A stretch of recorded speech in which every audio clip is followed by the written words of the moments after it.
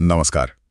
कभी सोचा है कि हमारे फैसलों, भावनाओं, आदतों के पीछे असली में कौन है? अक्सर लगता है कि हमारा चेतन मन सब कंट्रोल कर रहा है। हाँ, यही लगता है ज्यादातर। पर सच्चाई थोड़ी अलग है ना? आज हम अवचेतन मन मतलब सबकॉन्शियस माइंड की गहराइयों में उतरेंगे। बिल्कुल, मन का वो हिस्सा जो पर्दे के पीछे है। हाँ, और इसके लिए क्योंकि कहते हैं कि हमारे लगभग 95% विचार, भावनाएं, काम 95% बहुत बड़ा नंबर है ये। हाँ, इसी के कंट्रोल में है। ये आंकड़ा ही मतलब चौंका देता है ना? बिल्कुल, इसका मतलब साफ है कि अगर खुद को समझना है, बेहतर बनाना है तो इसे जानना जरूरी है। तो चलिए देखते हैं ये काम कैसे करता है। हाँ, ये 95% का जो आंकड़ा है ना, ये दिखाता है कि हमारा चेतन मन, जिसे हम मैं समझते हैं, वो बस नाव पर बैठा है। अच्छा। ना चला तो असल में अवचेतन मन रहा है। जैसे हमारी सांस, दिल की धड़कन, पाचन, ये सब अपने आप होता रहता है।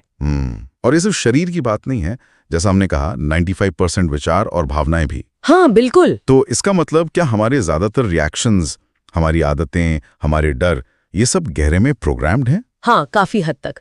और यही बात थोड़ी पेचीदा हो जाती है। कैसे? देखिए, एक तरफ तो ये ऑटो पायलट हमें रोज की जिंदगी जीने में मदद करता है। हमें हर छोटी चीज सोचनी नहीं पड़ती। हाँ, वो तो है। पर दूसरी तरफ अगर हमारे अवचेतन में कोई गलत या कहिए नकारात्मक विश्वास बैठ गया है, तो वो हमें अनजाने में नुकसान भी पहुंचा सकता है और हमें पता भी नहीं चलता कि ऐसा क्यों हो रहा है। ओके, तो इसे समझना ही बदलाव की पहली सीढ़ी है। बिल्कुल। और समझने में एक और जरूरी बात कि ये सब कुछ रिकॉर्ड करता है। हाँ, ये बहुत दिलचस्प है। हम सोचते हैं भूल गए, पर वो मिटा नहीं। नहीं, बिल्कुल नहीं। वो जानकारी कहीं ना कहीं स्टोर रहती है, दिमाग की हार्ड ड्राइव की तरह। Hard drive? हाँ, कभी वो सपनों में अजीब सिंबल्स के रूप में दिखती है। अच्छा। हिप्नोसिस जैसी तकनीकें भी इसीलिए काम करती हैं। वो उस छुपी हुई जानकारी तक पहुंचने की कोशिश करती हैं। तो कुछ भी डिलीट नहीं होता, बस फाइल कहीं छिप जाती है? कह सकते हैं। अगर ये सब कुछ रिकॉर्ड करता है तो ये बात और भी ज्यादा जरूरी हो जाती है कि ये बहुत सुझावात्मक है, मतलब सजेस्टेबल। हाँ, बहुत ज्यादा। बाहरी चीजों से आसानी से प्रभावित हो जाता है, जैसे विज्ञापन या हम किन लोगों के साथ हैं। बिल्कुल। ये जानकारी को फिल्टर नहीं करता, चेतन मन की तरह सवाल नहीं पूछता। अच्छा। हाँ, वो बस उसे सोख लेता है। इसीलिए कहते हैं ना, अच्छी संगत में रहो, पॉजिटिव बातें सुनो। हाँ, क्योंकि वो सीधे अंदर जा रही हैं। बिल्कुल, पर इसका उल्टा भी सच है। नकारात्मक बातें, मीडिया का असर, लोगों का दबाव, वो भी उतनी ही आसानी से बैठ जाता है अंदर।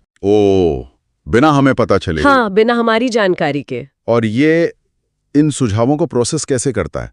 सुना ये सिर्फ वर्तमान में जीता है और हर बात को शब्दशः लेता है। हाँ, ये दो बहुत ही महत्वपूर्ण पॉइंट है। वर्तमान में जीना मतलब इसे कल क्या हुआ या कल क्या होगा इसकी परवाह नहीं। ये बस अभी जो जानकारी मिल रही है उस पर रिएक्ट करता है। ओके, और शब्दशः लेना? हाँ, मतलब ये लॉजिक नहीं लगाता, विश्लेषण नहीं करता। जो सुना, जो देखा, जो महसूस किया, उसे सच मान लिया। अच्छा। हाँ। जैसे वो डरावनी फिल्म वाला उदाहरण है। हाँ, बिल्कुल। हमें पता है स्क्रीन पर सब नकली है, पर दिल जोरों से धड़कता है, पसीने आते हैं। एकदम सही। आपका चेतन मन चीख रहा होता है कि अरे ये नकली है, पर अब चेतन मन वो क्या करता है? वो स्क्रीन पर दिखने वाले खतरे के सिग्नल, आवाजें, उन्हें सच मान लेता है और शरीर में लड़ो या भागो वाली प्रतिक्रिया शुरू कर देता है। तो वो फर्क नहीं कर पाता असली और नकली में? उस स्तर पर नहीं, वो बस इनपुट लेता है और रिएक्ट करता है। तो अगर ये इतना सुझावात्मक है और हर बात को सच मान लेता है, तो फिर दोहराव माने रेपिटेशन का क्या रोल है? दोहराव इसके लिए सीखने का तरीका है। जैसे हम पहाड़े याद करते थे बचपन में। हाँ, रट रट के।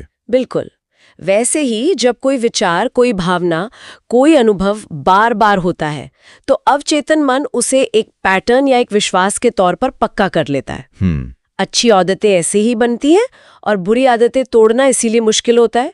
वो पैटर्न बहुत गहरे बैठ जाते हैं। अच्छा।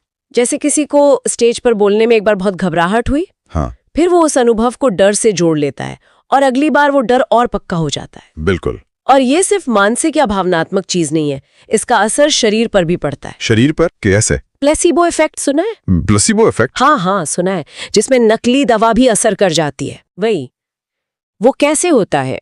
क्योंकि इंसान को यकीन होता है कि ये गोली उसे ठीक कर देगी।